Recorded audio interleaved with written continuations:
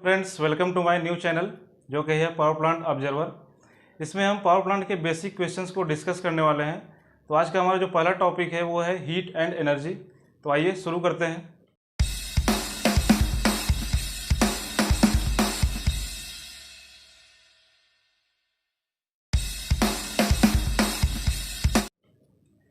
तो जो पहला टॉपिक है वो है हीट एंड एनर्जी। तो सबसे पहले हम हीट को समझते हैं। हीट क्या होता है? हीट वो होता है कि किसी भी मॉलिक्यूल से टोटल अमाउंट ऑफ जो एनर्जी होती है वो होती है हीट कहलाती है। मॉलिक्यूल जो होता है वो जितना भी एनर्जी स्टोर करके रखता है, टोटल अमाउंट ऑफ एनर्जी, उसको हीट बोलते हैं। इसके बाद समझते हैं एनर्जी। एनर्जी जो होती है वो capacity to do work, means कार्य करने की जो क्षमता होती है उसको एनर्जी बोलते हैं। तो एनर्जी इंडस्ट्रियल लाइन में या पावर प्लांट लाइन में कई फॉर्म में एनर्जी पाई जाती है।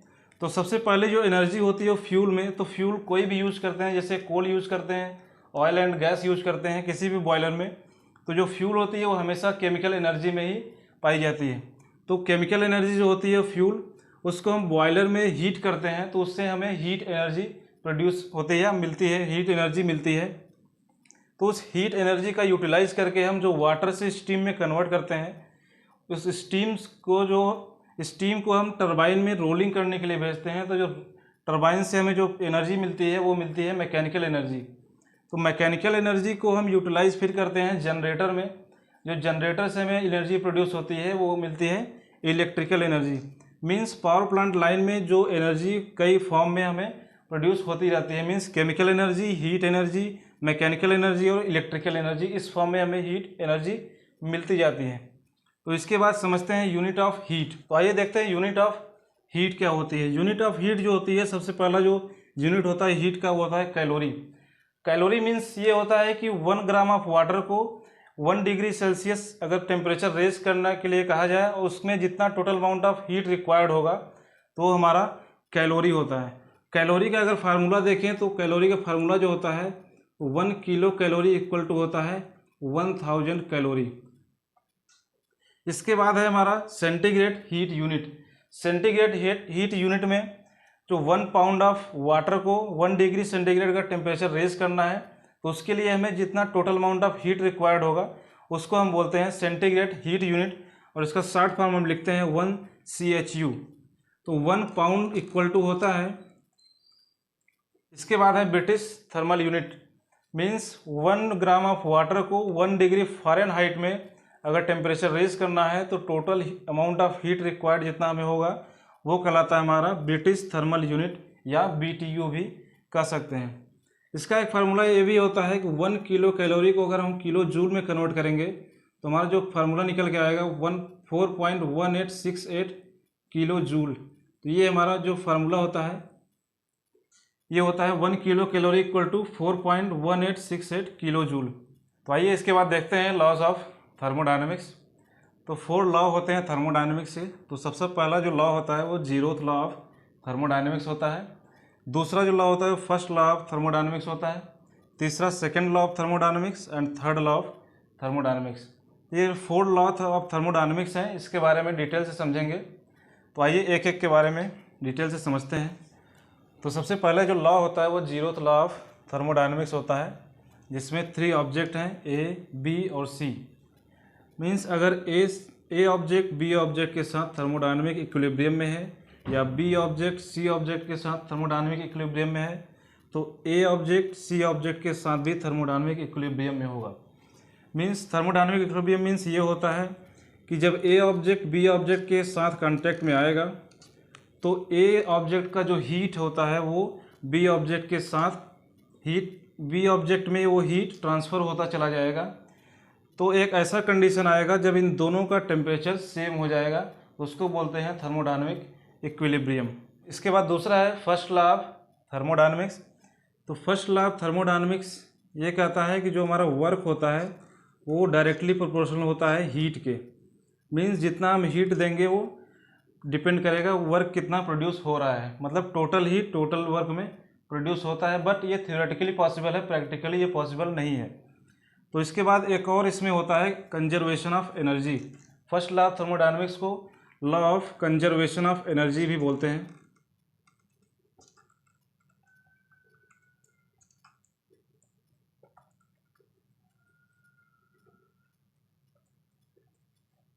Law of conservation of energy ये कहता है कि energy neither can be created not destroyed but it can change from one form to another form.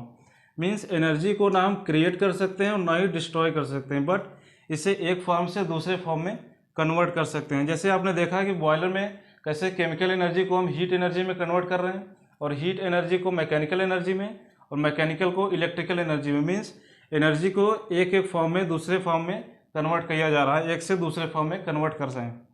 इसके बाद देखते हैं सेकेंड लॉ ऑफ थर्मोडायनेमिक्स। तो इसके बाद जो है सेकेंड लॉ ऑफ थर्मोडायनेमिक्स है। सेकेंड लॉ ऑफ थर्मोडायनेमिक्स में दो स्टेटमेंट कहे गए हैं।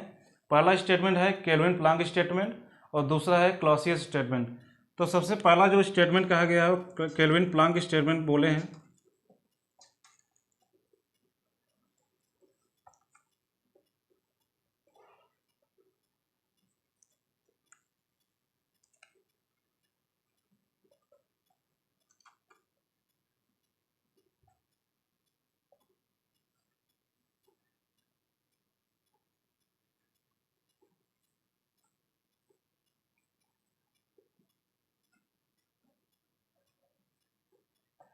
तो केल्विन प्लांक स्टेटमेंट के द्वारा जो स्टेटमेंट बोला गया है वो ये कहा गया है कि जो भी हमारा हीट एनर्जी है, मान लीजिए ये हीट इंजन है, तो किसी भी हीट इंजन में जितना हम total amount of heat engine को देते हैं तो हमारा टोटल वर्क में कन्वर्ट नहीं हो पाता है, उसमें कुछ हीट रिजेक्ट भी हो जाते हैं। मान लीजिए किसी भी इंजन में फ्रिक्शन लॉस हो रहा है तो उसकी वजह से कुछ जो हीट होता है वो रिजेक्ट होता है, कभी भी वो टोटल हीट वर्क में कन्वर्ट नहीं हो पाता है। मीन्स ये प्रैक्टिकली पॉसिबल ही नहीं है कि टोटल हीट वर्क में कन्वर्ट हो जाए। इसके बाद जो दूसरा स्टेटमेंट है वो क्लासियस स्टेटमेंट। तो क्लासियस स्टेटमेंट ये कहते हैं कि जैसे जो हीट का जो नेचर होता है वो हमेशा हाई टेम्परेचर से लो टेम्परेचर की तरफ मूव करता है, लेकिन इस स्टेटमेंट में ये बोला गया है कि जब टेम्परेचर जो हमारा कोल्ड ऑब्जेक्ट से हायर ऑब्जेक्ट, हॉट ऑब्जेक्ट या लो टेम्परेचर से हायर टेम्परेचर की तरफ मूव करेगा तो उसके लिए हमें कुछ वर्क, एक्सटर्नली वर्क करना पड़ेगा। तो क्लासियस स्टेटमेंट में यही बोला गया है कि मीन्स लो टेम्परेचर से हाई टेम्परेचर की तरफ जब मूव करते हैं तो हमें कुछ एक्सटर्नली वर्क करना पड़ेगा।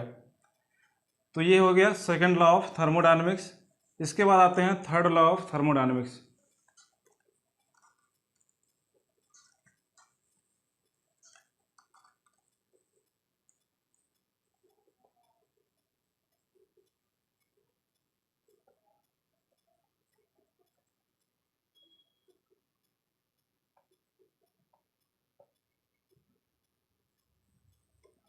तो थर्ड लॉ ऑफ थर्मोडायनेमिक्स ये कहता है कि एब्सोल्यूट जीरो टेम्परेचर पे जो मॉलिक्यूल्स की एंट्रोपी होती है वो हमेशा जीरो होती है। मीन्स जो एब्सोल्यूट टेम्परेचर होता है वो होता है -273.16 डिग्री केल्विन डिग्री सेंटीग्रेड या 0 केल्विन। तो एब्सोल्यूट टेम्परेचर जो होता है वो हमारा होता है -273.16 डिग्री या 0 केल्विन। तो इस टेम्परेचर पे जो मॉलिक्यूल्स की एंट्रोपी होती है जो रैंडमली इधर उधर मूव करते हैं वो जीरो हो जाती है। तो इसमें एक टर्म आता है एंट्रोपी।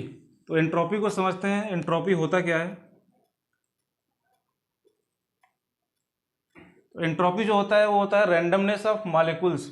मीन्स जब किसी वाटर को या लिक्विड को हीट किया जाता है, जब उसको टेम्परेचर राइज किया जाता है तो उसके जो मॉलिक्यूल्स होते हैं या पार्टिकल्स होते हैं वो इधर उधर चारों तरफ मूव करना चालू कर देते हैं। तो उसमें जो एनर्जी फॉर्म होता है, तो जो मॉलिक्यूल्स होते हैं इधर उधर भागना चालू कर देते हैं, तो उसी को हम एंट्रोपी कहते हैं।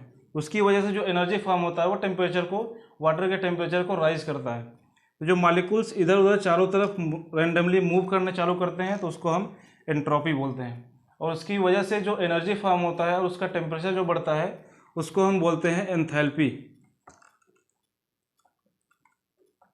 मीन्स उस एनर्जी से जो भी वाटर का टेम्परेचर राइज हुआ तो उस टोटल हीट को हम एंथैल्पी बोलते हैं। तो एंथैल्पी को हम नेक्स्ट वीडियो में समझेंगे डिटेल से। तो आई होप आपको ये वीडियो पसंद आया होगा। मिलते हैं नेक्स्ट वीडियो में नए टॉपिक के साथ।